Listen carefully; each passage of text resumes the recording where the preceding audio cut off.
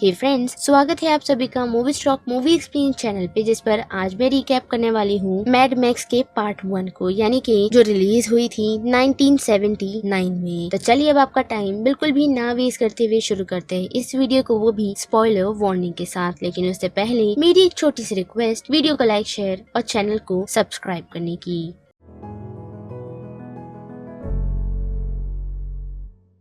Film की कहानी future की है और मोस्टली ऑस्ट्रेलिया पर बेस्ड है, जहां हम देख पाते हैं कि सिविल ऑर्डर ब्रेक डाउन हो चुका है, वो भी ऑयल शॉर्टेज के कारण। यानी कि कानूनन लॉ एंड एनफोर्समेंट काफी कम हो चुका है ऑयल शॉर्टेज के कारण, जिस वजह से चोरी चकारियां बढ़ चुकी है, जिनमें से कुछ लोग तो लुटेरे बन चुके हैं या फिर कुछ लोग सरवाइव करने की कोशिश कर रहे हैं। लेकिन जो लुटेरे बन चुके हैं वो लोगों को आसानी से जीने नहीं देते, साथ ही उन्हें अक्सर ऑयल की जरूरत रहती है, जिसकी काफी शॉर्टेज इस फ्यूचर में चल रही है, जिसके चलते लोग एक दूसरे के दुश्मन बन चुके हैं और उसके लिए वो लोग किसी भी हद तक जा सकते हैं। साथ ही इस फ्यूचर में एक लॉ एनफोर्समेंट भी बची हुई है, जो कि लास्ट है, जिसका नाम मेन फोर्स पेट्रोल है, जिसे हम MFP भी कह सकते हैं। और ऐसे ही हम एक टीम को देख पाते हैं जिनकी पेट्रोलिंग करते हुए एक कपल पर नजर जाती है, और कुछ ही देर में उन लोगों को पता चलता है कि उस कपल में से जो मेल है वो उनकी वांटेड लिस्ट में शामिल है, जिस वजह से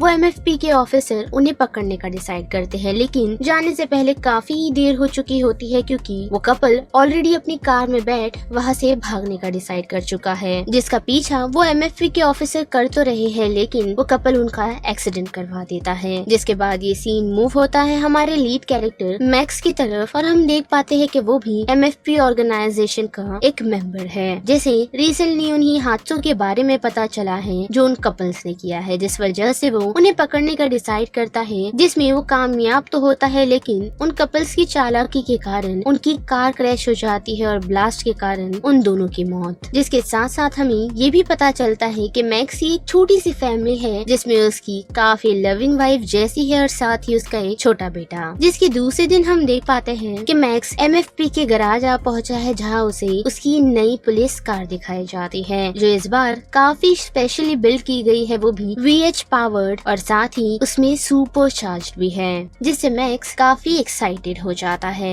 जिसके बाद हम night rider motor bike gang को देख पाते हैं, जिसे लीड टॉय कटर और बोबा करते हैं, जो टाउन में छेड़छाड़, प्रॉपर्टी को डिस्ट्रॉय, साथ ही फ्यूल्स को चुराते हैं और लोगों को डरा कर रखते हैं। और ऐसे ही हम उन्हें एक रेलवे स्टेशन पर देखते हैं, जहाँ वो लोग सेम लूटपाट और चोरी चकारी के लिए आ पहुँचे हैं, जहाँ उन लोगों का सामना एक शख्स से होता है, जिसे धमकाते हुए वो लोग स्टेशन पर आए हुए कुछ लोगों की इन्फॉर्मेशन निकालना स्टार्ट करते हैं। लेकिन वो शख्स उन लोगों को यही कहता है कि यहाँ आज ज्यादा लोग नहीं आए थे, जिसकी बातों पर उन लोगों को भरोसा नहीं। लेकिन उन लोगों की नजर एक यंग कपल पर पड़ जाती है, जो उनसे घबराकर वहाँ से भागने की कोशिश तो कर रहे थे, पर अनफॉर्चुनेटली वो गैंग उन्हें पकड़ लेती है, साथ ही उनकी कार को डिस्ट्रॉय और उस कपल को काफी असॉल्ट करती है और उस सिनेरियो से भाग निकलते हैं। लेकिन कुछ समय बाद मैक्स और उसका साथी जिम उस लोकेशन पर आ पहुँचते हैं, जहाँ उन लोगों की नजर उस डिस्ट्रॉयड कार पर ही नहीं बल्कि उस लड़की पर पड़ती है, जिसके साथ साथ टॉय कटर के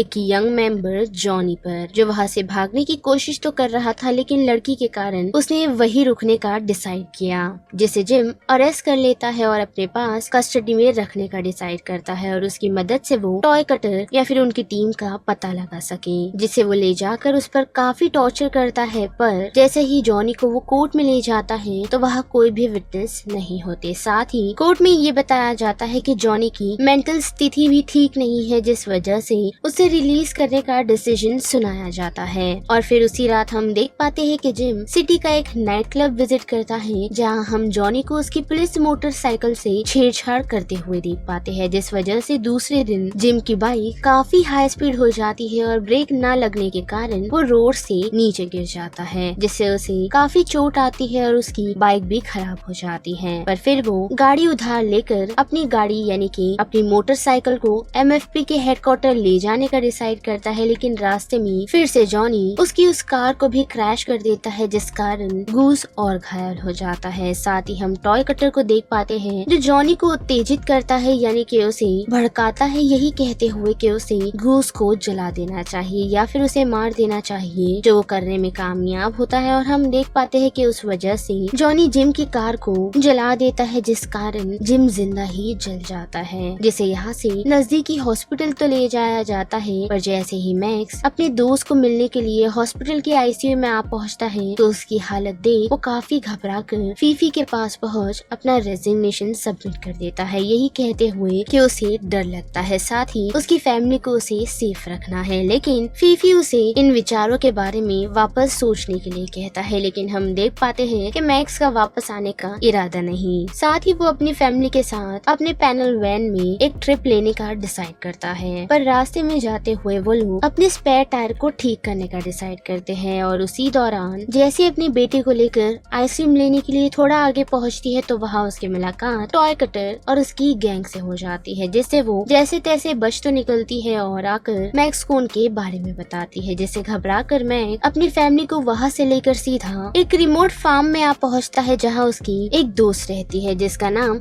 मिस वेसी है। लेकिन हम देख पाते हैं कि वो गैंग जैसे का पीछा करते हुए उसे और साथ ही उसके बेटे स्प्रॉक को कैप्चर करने में कामयाब होता है। और वही बात करें मैक्स की, जो उन्हीं ही गैंग को ढूंढने के लिए दूसरी तरफ निकला हुआ था, लेकिन वही हम देख पाते हैं कि जबकि जैसी और उसके बेटे को उन लोगों ने पकड़ लिया है तो मैं उन लोगों की वहाँ से निकलने में मदद करती है, जो तीनों एक वैन की मदद से वहाँ से निकलने में कामयाब तो होते हैं, पर अनफॉर्चुनेटली उनकी वैन खराब हो जाती है, जिस वजह से जैसी अपने बेटे स्प्रॉक को लेकर रोड पर भागना शुरू करती है, जिसका पीछा करते हुए वो गैंग भी आ पहुँचती है और उन दोनों को नुकसान पहुँचाना शुरू कर देती है। साथ ही उन दोनों का हाल बेहाल कर वो गैंग वहाँ से निकलने में कामयाब होती है। और जब तक मैक्स उस सिचुएशन पर आ पहुँचता है तो नोटिस कर पाता है कि उसका बेटा स्प्रॉक नहीं बचा। और साथ ही बात करें जैसे की, तो उसकी हालत इतनी खराब है कि उसे डॉक्टर्स आईसीयू में भर्ती कर लेते हैं, साथ ही उसकी इंजरीज शायद ठीक ना हो। उसे ऐसा कहते हैं जैसे मैक्स टूट चुका है, क्योंकि जल्द ही उसकी वाइफ भी दम तोड़ देती है और उस वजह से वो वापस अपने एमएफपी के गैराज लौटता है और अपनी स्पेशलाइज कार को निकालता है ताकि वो उन लोगों का सामना कर सके और उन गैंग्स को खत्म कर सके। और हम देख भी पाते हैं वो काफी लोगों को मारने में कामयाब तो होता है, पर अनफॉर्चुनेटली एक ट्रैप में फंस जाता है, जो और किसी ने नहीं बल्कि टो कटर, बूबा और जॉनी ने सेट किया था। साथ ही बूबा जॉनी के पैर पर शूट कर देता है और उसके हाथों पर से अपनी बाइक को ड्राइव कर ले जाता है, लेकिन फिर भी मैक्स हिम्मत जुटाते हुए बूबा को शूट कर देता है, वो भी अपनी शॉटगन की मदद से, जिसे देख टॉय कटर और जॉनी वहाँ से भाग निकलते हैं। पर फिर भी मैक्स उनका पीछा नहीं छोड़ता